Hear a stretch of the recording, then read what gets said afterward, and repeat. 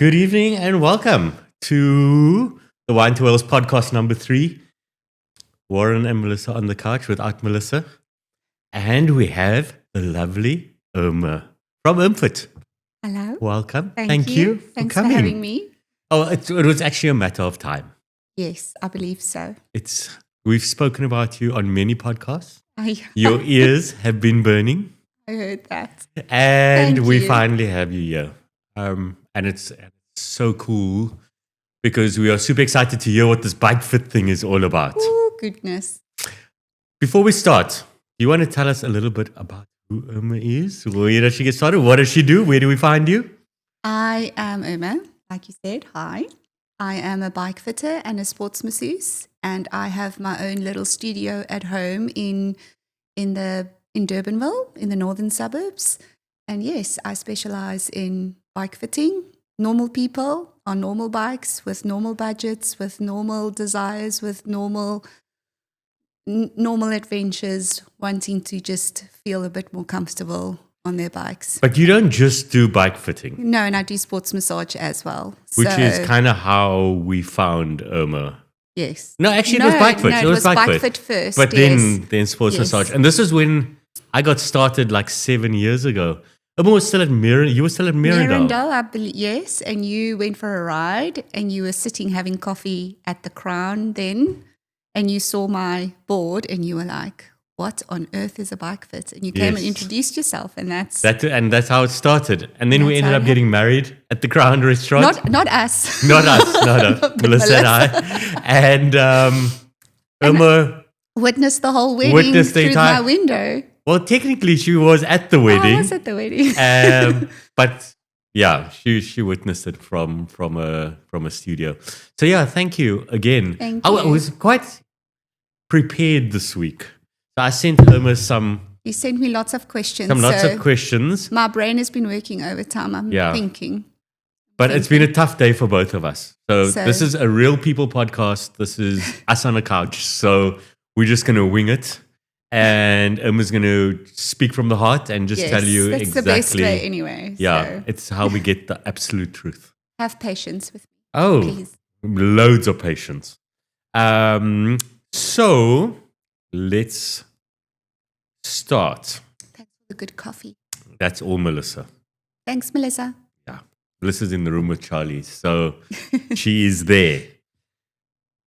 Okay. So let's start for the people who don't really know what nonsense we are talking on this couch tonight. What is a bike fit? It's not nonsense. It's not nonsense. You're gonna prove us wrong. And you're gonna tell us what is a bike fit. A bike fit is someone, there has to be a person involved, hopefully.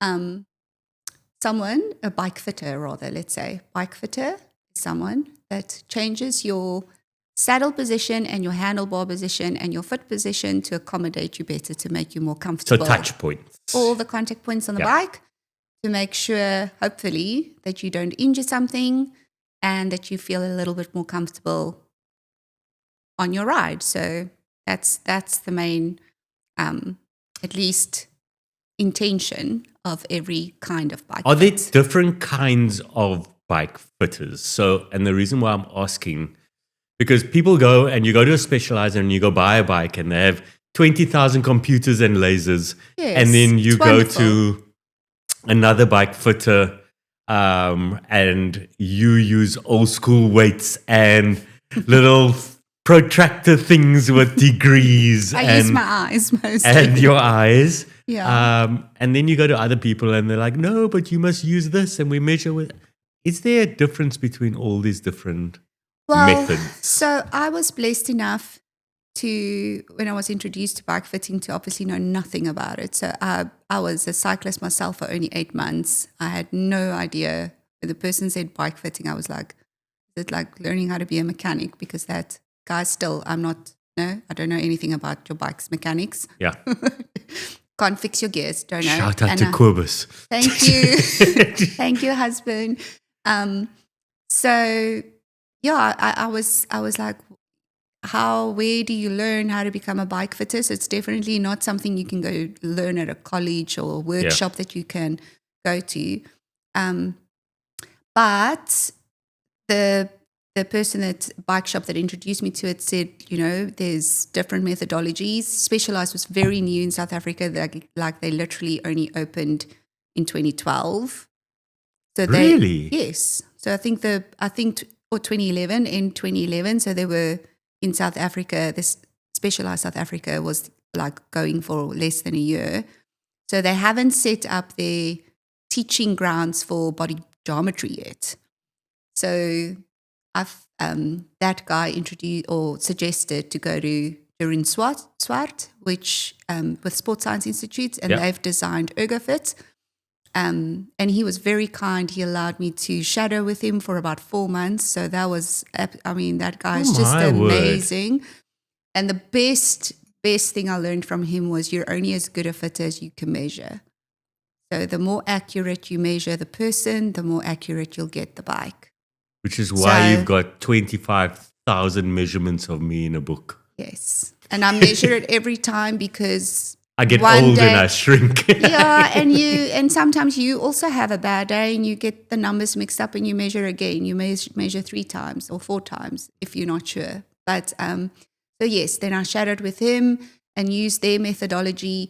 It's very basic, but the valuable thing of that learning period was that there is science of anatomy that is a non-negotiable across the board. It doesn't matter which methodology you use. You're not allowed to ride a bike with a straight knee. Yes.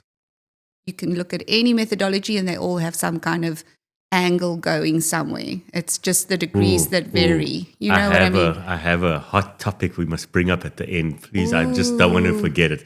Oval chain rings, but we'll talk about it. Oh, goodness. Okay. So and then I started bugging Specialized to do body joint. And they were like, just wait, we're not in South Africa yet. You have to wait a whole year. And I thought I'm going to go bankrupt by then because I just started my business. It was like 4 months old.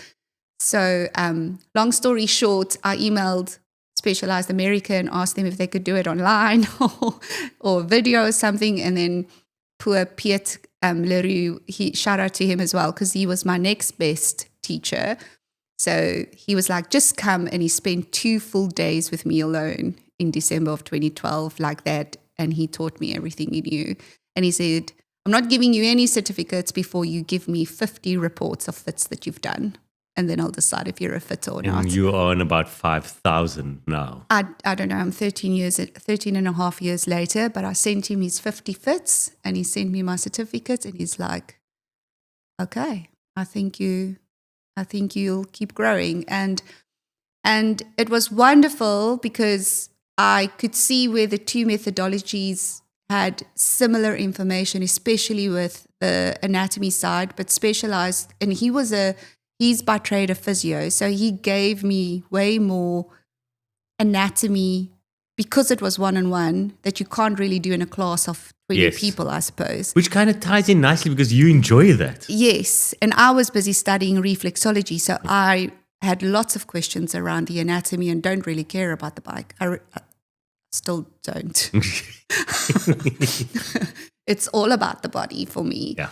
And that's the difference, I think, between some bike fitters is my methodology, my own approach is anatomy first, the human first, and then the bike. And I'll throw the bike away if it doesn't work. Yeah. Or then it's not me. We met, We're not going to get into my story again. As opposed to, I will not say you must just get used to it. That is not who I am. And I don't agree with that. Kind of like you must just get used to it. No. Cool. So now, I hope that answers that. No, that's amazing. It sets the tone for everything. So, as you know, we're doing Wine to Wales. Oh, good luck. Just over a month to go. Our poor legs. So we need all the help we can get, and I'm sure we're not the only people out there. No.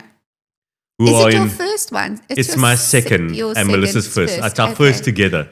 So hopefully we'll make it out of this as a couple. No, you will. You will. So my next question, the questions going forward is going to kind of follow in with the Wine to Wales theme and kind of stage racing. So how does a proper bike fit influence rider efficiency? So feeling stronger and better on the bike, especially when it comes to multiple days in the saddle. Like, what is it about a bike fit that is going to make multiple days in a saddle I think the first, work for you? I think the first thing is the second you are looking at multiple days, and they're all quite marathon also. Yeah. So it's not like short 30-kilometer rides. And you're not going to be standing and sitting, and it's not big very rides. It's like what some people train 3 months for one day like that. Yeah. You know what I mean? And you're going to do 3 of those in a row. And the time of year is also, I mean, nature is just going to surprise you all the time. Hey, we live in Cape Town. I hope it's beautiful and absolutely wonderful. Yeah. But the second you're looking at marathons, it's over 4 hours. You're looking at 4 hours plus, sitting on your bum and moving your leg in a circle, which in itself is a very difficult thing to do. I know it feels easy because you have the momentum of the wheels going and you have no impact, but it is a very difficult muscular process to do. That said, you are going for more than 4 hours. So your heart is being exercised for more than 4 hours, which means your metabolism is being stressed for more than 4 hours. Yeah. And you are sunburning or you've got hail in your face, either way. So all of that together is a very stressful scenario. So the last thing that you need when you've got a gale force wind on the top of the Oeverberg is fighting your bike. Yeah. It's like going to war without a gun. You need the right gun. You know, you need the right thing to help you. That's how we chose e-bikes. So the tool that you chose needs to fit you. Yeah. It needs to work. It doesn't, I mean, if you have to ride on Melissa's bike, it's never going to work. You probably will make day one, but you will feel like you need to be in traction as well. Yeah. That's what I mean. Yeah. So the efficiency part, or like how do you bring the two together, is you want to feel as normal as possible. Like if I had to do a walk for this amount of time, that kind of agony, how can I simulate that on my bike without having to feel like you are breaking off a joint or pedaling through your lower back?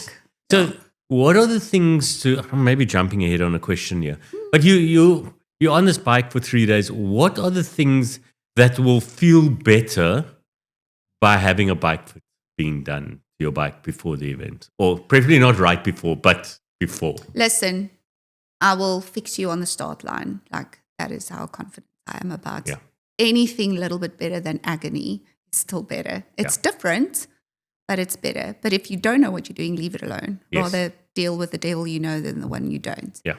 But the contact points is important. So if your saddle isn't standing nose up, you know, if you've... Is too much nose up a problem? Yes. Too much nose down a problem? Big problem. You're going to either slide down and you're going to hurt the unmentionables, or it's going to press into you, and that's a horrible scenario. You want to feel like you can sit on your bum like you're sitting on a chair, hopefully. So hopefully you have the right saddle width for you. Hopefully it's like under your bum. Yeah. And you don't have to go look for it because you'll move your body around looking for it. Is your hands close enough so that you can breathe easily? Your arms are stretched out too far, or they're too close to you. You can't inhale properly and exhale properly. And if your pedals are old and broken and pivoting all over the place, you have no control of the bike because that's how you steer. Handlebars that are too wide? Yes, big problem because you overexerting your neck and your shoulder blades. It burns. Can't look up. Can't look up over time. Hour plus every time. How long does it take? An hour plus. 45 minutes. Your saddle's too narrow. 45 minutes. The neck goes. So what about those gel saddles? Those big, the cushy, covers? Yes. That they put over the saddle. Yes. Throw it away. No. Don't want to see it. Because it moves under you. So you actually... It's like standing on a bozo ball trying to do a one-legged squat for 4 hours long. You're moving all the time. So you're using heart rate. just trying to find where you want to sit. Thought about that. You move. It's like being on a waterbed. You're moving. You want to be still. Every movement that you don't have to do is energy that you have to do that climb or deal with that downhill that you're so scared of. Okay, I get the point. I know that look. So, question number 3. What's the common mistakes that riders make when setting up their bikes? So if they don't go to a bike fitter, they believe, I can do this. What are some of the common things you see when people come to you? They stand next to the bike and they go, I'll put the satellite to my hip. But isn't that a thing? I thought that's a thing. It's a thing. I don't know why. I don't know based on what. I don't like. What do you think is your hip? Like what is your hip? Do you sit on your hip or do you sit on your bum? Like shouldn't it be as high as your bum maybe rather than your hip, because your hip is higher than your bum? I'm just like, oh, I didn't think about that. I'm sorry, I'm a bit quiet here because I'm trying to picture this all in my head now. Yeah, but like imagine someone and they show the top of their hip. They like put it saddles to my hip, and I'm going, okay, but why? Why? Because that's what we are told. Who told you So that? if you go on the internet thing, and people go, just as a rough gauge, listen, put okay. it at the height Disclaimer. of your. Yeah. I have respect for the fact that you are trying. So that I absolutely love about people is that they are trying. For whatever reason, they're not able to get to a bike fitter yet, or maybe they've been scarred, or that they are trying to at least make the right decision. Yeah. And you don't know what you don't know, right? So in my case, that's a lot. The other common thing is what they say is they sit on the and this is at least within the range of the science of getting the knee to be quite bent, not too bendy, not too straight, is where you sit on the saddle and they put the heel on the pedal, and then when they cleat in, so they set their saddle, so when their leg is dead straight with the heel on the pedal, they tie the saddle height, and then when they cleat in, they've got a slight bend. They've got a slight bend. So it's not a clear, but at least that's not a 3 centimeter saddle height change for me then. Yes. It's a little bit. That brings us so, I think mine was like a 2.5 centimeter saddle height different. I was like, oh my word, so that's how cycling's supposed to feel. I did that last night again to Irma. Oh, shame his face. It was just amazing. It's such a good feeling though. But okay, so what else? Okay. I mean, what are the other common things? They just put the cleats on their feet, facing straight forward, right under the ball of their feet, because that's just tradition. It's just the easy way, like just start there, stand on your toes, like you feel like the pedal is on the balls of your feet. So having the cleat, so they just set it like that, and then that's a big reason for lots of cramping in the lower leg, cramping in the feet, knee pain, is cleat position. So you can't actually set your saddle position if you haven't done the cleats. And sad to say that there are bike fitters that don't look at the cleats at all. And I don't know who they are. I don't think I want to know. But I don't get it. Like you can't set the saddle without looking at the feet first. So you work bottom up. So then it's shoes, saddle, then fix the saddle. Because every time you move the cleats, the saddle position's going to change. If you go more forward, they're going to go lower. If you go further back, they're going to go higher. So you can't keep the saddle in the same place. Every time you move the cleat, the saddle position changes.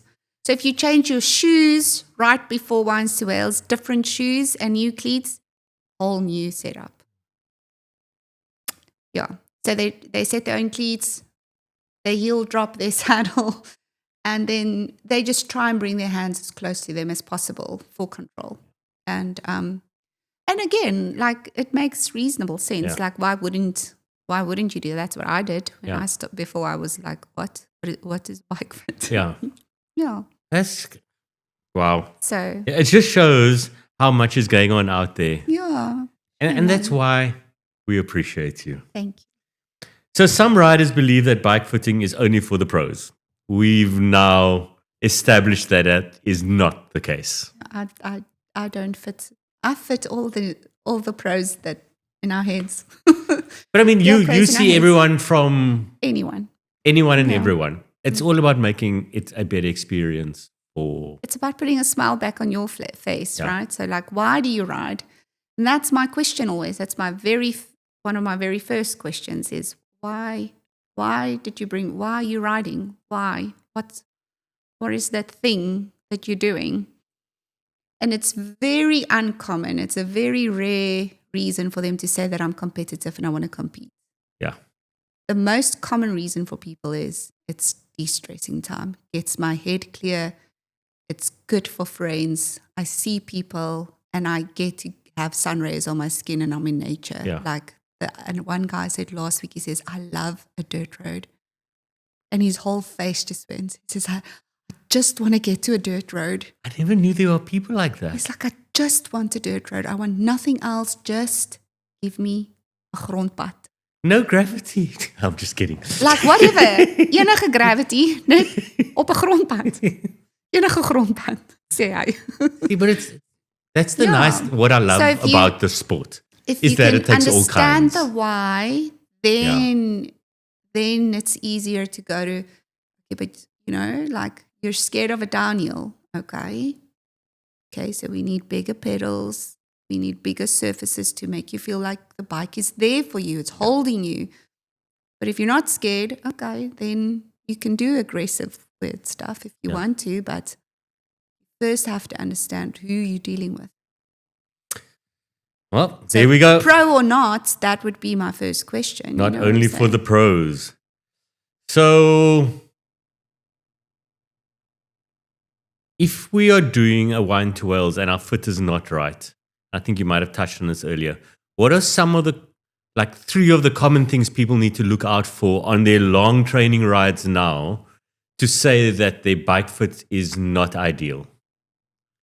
Is there any kind of pain or is there any telltale signs that says go see a bike fitter before 1 to Wales? Check your shoes, check your pedals. The shoes are broken. If the cleats under it is rounded already and it's not like clipping in properly, change them. Check your pedals. No play on the bearings. And are they still good? Like, are they? Can they cleat in nicely and hold you? And can they cleat out easily? Okay. Good quality pedals. You are not stuck in them. You will not fall because of your pedals. Yeah. If you have rusted old pedals, they will make you fall. Okay. So check your shoes, check your pedals, check your shock. When last was it serviced? Is it pumped? If it's too soft, you are going to hop around. Well, you're going to bounce and that's going to affect your bike and it's going fit. to cause, so knee pain is a clue that something's wrong. Burning quads, like it feels like you're doing a gym session on your bike and it's just this is your quads for those that don't know. If they are working excessively hard, like it's really like you have to stop because your legs are working so hard. Something's wrong. You're probably way too low. Lower back pain, and then if you have any saddle discomfort, so numbness on the genitals or excessive chafing or swelling or burning when you go to the bathroom. That is a big. But a neck big pain, thing. maybe. The neck pain, but the neck, like there's so many things that could be the neck pain. Okay.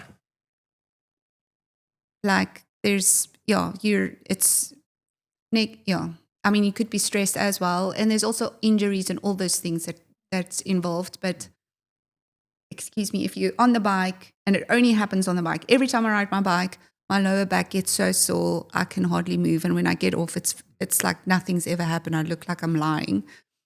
Your bike, your saddle's probably not in the right place. The shock's probably too low. Or, it's your cleats, feet, or all of them. Or you might be overreaching, or you might be sitting too high, or weight, like they're all, your whole body. So what I do Melissa and I, when we buy a bike, before we ride it, the first thing we do is we go to Irma. We are fortunate enough to have a lady like you in our lives. Thank you. As you can see, why it's important to do these kind of things, because those issues creep up so quickly. Yeah, and people get used to the pain. They get used to the discomfort. They're just like, well, I thought I thought my saddle must feel this hard, to the point that you Uncomfortable. like, no, you're going to ride for 3 days. Yes. 80 kilometers more or less Yeah. every day. By day 3, you won't have any. The skin is going to start. Yeah. If it was epic, day 4, we'll send you to the bum clinic. Like, Yeah. why? Just, I don't, why? Okay, wait. Let's stop on the bad things. Okay, so now Okay. we know why we Yeah, need a foot. check your contact points. Yeah. What are the gains?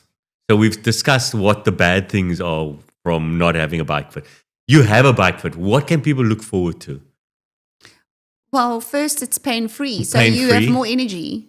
You have more capacity to deal with maybe making better choices with when to eat, when to drink, how to enjoy where you are. You've never done a wines to Wells. You've never done it with your wife. It's a fun time. It's a weekend away. And you get to ride in a place. It's a heritage ride as well. It's part of our history. Like, it's beautiful. So now you have capacity for that. You can stop and take some photos. You can make a choice when to take your water bottle. You're not just holding on for dear life. Yeah. You know what I mean? You're preventing some injuries. So Most importantly, especially sorry, at Brian, our age. your physio bill goes down a bit. Yeah. So you don't need to do, and they're very important. They will help you just because it's good to look after your body. Your vehicle always needs a service. But it won't be so extreme. It won't be because you're feeling like you're braking. It will be because you're doing maintenance. And you'll get to the end and enjoy your beer. You know? Do you make more power? Yes. Because if you're more comfortable, you have more capacity. You can make better decisions on how to push and pull and wiggle. And you definitely make more power if you are neutral for your body. So if your hip and your knee and your ankle and your foot is in a place where you feel like you are walking or squatting, and we all do it differently. So that's my goal: is how do you walk? You want that same similar feeling in your muscles, and it must be an easy circle that you make. It mustn't feel like a rugby ball kind of shape. It mustn't go. You know what I mean? It must be a nice even stroke, and you should be able to feel like you can have power right through back up. Yeah. So there's definitely more power. You mentioned something there now. Right for your body.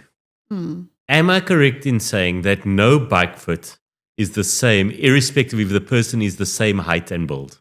Oh, it's never the same. No. Are you talking about frame sizes? Yes. Oh, okay, but you're a perfect example of this. How did that work out for you? Yes, it didn't. But I want you to tell the viewers and the listeners out there from a bike fitter's stance. So, okay, so again, this is just how I've evolved, and I've spent lots of time since my 2 methodologies that I've learned. I've spent time with lots of physios and chiropractors and masseuses and just people of different expertise, and obviously I've got lots of bodies to my disposal to measure on. But I've learned that people might be the same height. So Melissa and I are very similar in height, but I have much shorter legs than her. Much shorter. So she can ride a medium frame easily, and I have to be on a small. I have a longer torso than she does. So I look like I would fit on and the spec sheets say I must be on a medium. But it was my next question, was bike sizing. Yeah. So again, guys, we are not hitting on spec sheets and brands and whatever. They are doing the best they can because they've got averages to work with. Yes. So the average lady of 167 meters tall is probably a small frame. Yeah. If you're 163, you're probably definitely a small frame. Yes. So there's an overlap point. Is there a chance that a 163 lady could be on a medium frame 100%, because the girls have long legs and tiny bodies. Yeah. And that makes cycling very difficult for women. So that's why they run more than one ride, because it's just easier. But the same with men, and it's the difference between torso and lower body, and then again the difference between femur length and lower leg length. But this is where that anatomy comes into it. Yeah, but it's also, again, no one teaches you that. It's just something that I've figured out for myself, having to find the circle between how all the geometries change. So my husband, for instance, is a very good example of, on the one brand, he'll be a large frame, and on the next brand, he's an XL. And it's just that XL measures this way, and the angles puts his body more this way or that way, and then that large does, and to get to the same circle, so it's never, there's no clear answer. It's a very difficult, you mentioned once upon a time. You, for instance, will always start with whatever the perception of XL is. Yes. You mentioned once upon a time, I think it was reach. Yeah.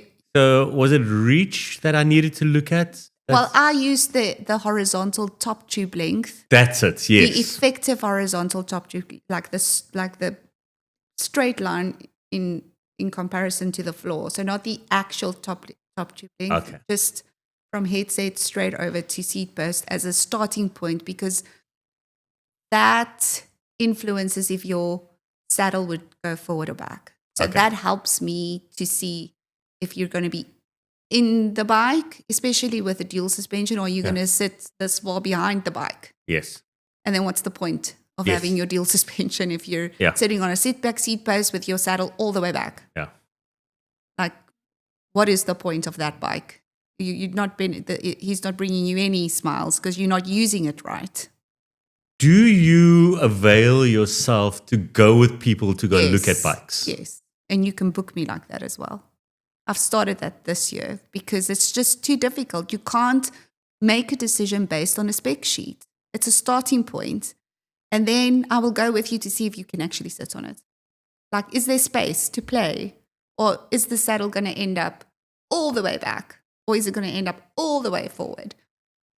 And then it just ruins the experience. Yeah, or you have to go on, to add another 10K to your budget just to redo this whole new bike. And it's like, no. Just choose the right size. Or maybe it's not this bike. Maybe it's a different kind of geometry because they're different, But it has two wheels. No, it's different. It's As different. you can see, Irma's very passionate about this. So I will go with you, and I will try my very best. But rather not spend the money, because that is the most horrible thing to say in a bike fit, is to say, please get off. I know someone you said that to. This is not the right size. I'm still sorry. It is a horrible feeling, though. It's okay. We've moved on. We have. I'm on an amazing bike, and I love it to bits.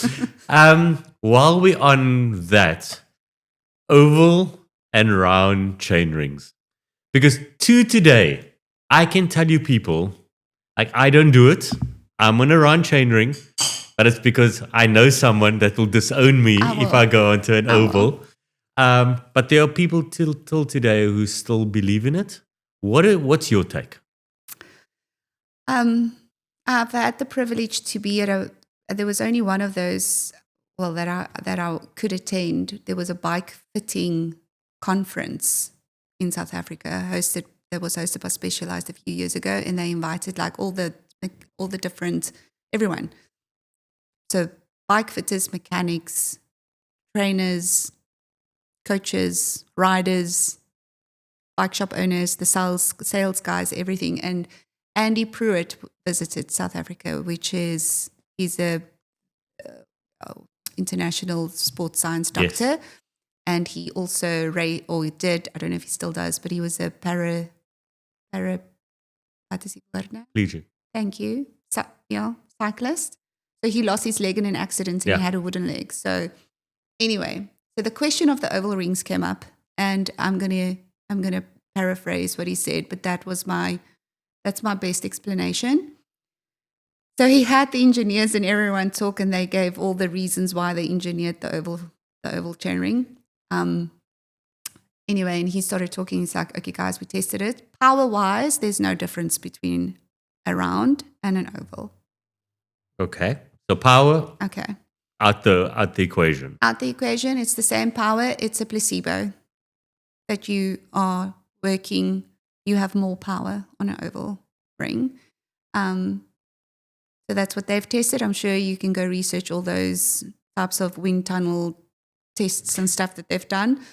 I just trust what he says, and that's my story. I'm sticking to it. So there's no power difference. However,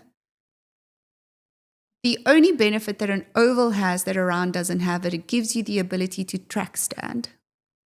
So that's where that half a tooth is. Okay. On a technical climb, it makes that easier. That's what it does. But the muscle process is completely different. That was, again, my next question. Completely different. So I will send you, I've got 2 little diagrams that I saved because when this came up, I was like, I have to be able to show what's different. So I'll send it to you if you want to pop it. Yeah, and then I'll just pop it into the chat. See, there's a little picture of the pedal stroke and then where the muscles work in the pedal stroke. So the glute system, so you have more than one bum muscle. The whole bum system works at the same time, the oval ring. The whole quad system works at the same time and stops at the same time. So everything is working. We're basically working on the downstroke, and then coming up, you are very limited, and it's smaller muscles, and it's like just the calves, and then also it works on the Achilles tendon. So, guys, tendons don't like to talk anything in a circle. They can't rotate, talk. Yeah. So that's why we put it in a certain angle, because that's where it can talk power in a circle. And that's why we love it, because it's effective and we can get better at it.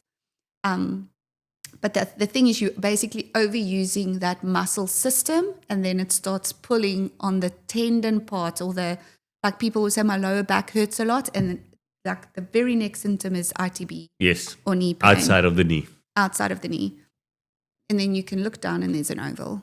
So if you are very tight, if you have any lower limb injuries, I'm going to say absolutely not. It's an absolute no for everyone, in my opinion, but that's just my opinion. Opinions don't really matter. So, but definitely if you're very tight and if you have hip, knee, or ankle injuries, please don't use an oval. The other biggest thing that it does, what Dr. Pruitt showed out, was with an oval, your knee has much less recovery phase in the upstroke as opposed to a round. So this joint, between the 3 of them, the knee joint is the most difficult one of the 3. Yeah. And you're compressing it almost 100% and then releasing it, compressing it and releasing it. So you need it to recover. So if it hasn't got space, you're overexerting all these cross ligaments and ACL. So interesting. And then I had more power for what? Because you're jamming your knee in the end. So you might have more power for placebo effect for a little bit, but it's causing so much more damage in the longer run. It causes extremely tight quads, extremely tight. Yeah, like you will, the massage people, whoever looks after you, will always have their elbows in your butt and in your quads and trying to release everything because they're almost overworked. But on the round, the muscle process changes completely. So on the oval, on the upstroke, you use one, or on the little picture, it shows that you only use a little stabilizer on the inside of your leg. So that's the other symptom is, do you cramp on your bike? And they go, yes, always on my inner leg or the calves. And then I can also look down. Where with a round one, you can actually use your big rectus femoris quad, which is the one that you use to do high jump with, or that's your explosive quad. It has power up or down. So it can pull and push with lots of power. It's a big muscle. You enable it with a round blade, where you disable it on an oval. Wow. So that's a big hip flexor that you need to be able to bring your foot from the back to the front, bring it over. And if you don't have it, you can imagine after lots of climbing, yes, maybe your technical climb was a bit easier technically, skill-wise, but your hip flexor wasn't there to help you. Guys, girls, you have it from her mouth. So people that sell it, just please don't sell it to people with injuries. Like, and I know there are belief systems out there, and I'm not saying do what you must, but just be careful. Wow. Okay. So, before we wrap up, just moving away from bike fit to sports massage, which is something that you are an absolute master at. What is there a benefit in getting massages between stages? Yes, definitely. Yes. That's like without any uncertainty. Yeah, definitely, because it's blood flow. So you sit on the saddle for so long, it's a very restrictive blood flow in your pelvis. It's a very complex system in your hip joint to get the blood flow going there. And because you're flexing forward with your spine, you're compromising quite a lot of big arteries and nerve vessels and stuff. So getting a massage just opens up all those channels. It gets your lymph drained. It gets the lactic acid out because you took too many gels on the ride. Got to eat, or you were it was a stressful day, and it's a hard day. It's always a hard day. So it just helps to flush out all that adrenaline. Adrenaline hurts. Once you're done, it hurts. It's stuck in your muscles and it must go somewhere. And the only way to get it out is with movement. So you either walk. That's why if you go for a small walk afterwards, you feel better. Yeah, Brian actually mentioned that to us. He was saying, just go take a cool down ride. Take a cool down ride, take a walk, lie down with your legs up against a tree, because then your heart is able to get the blood to it. It's not so difficult for the deoxygenated blood to come back up to the heart. So lie flat or lie with your feet slightly elevated. Just getting your feet up there, that's the problem.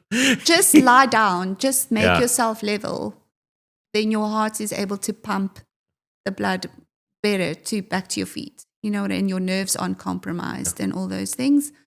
So definitely. I won't say deep tissue because you guys are so inflamed and hurt already, but just that must be the vryf, né? That's the only time I will... The flush. I will flush you. Yeah. I won't go deep.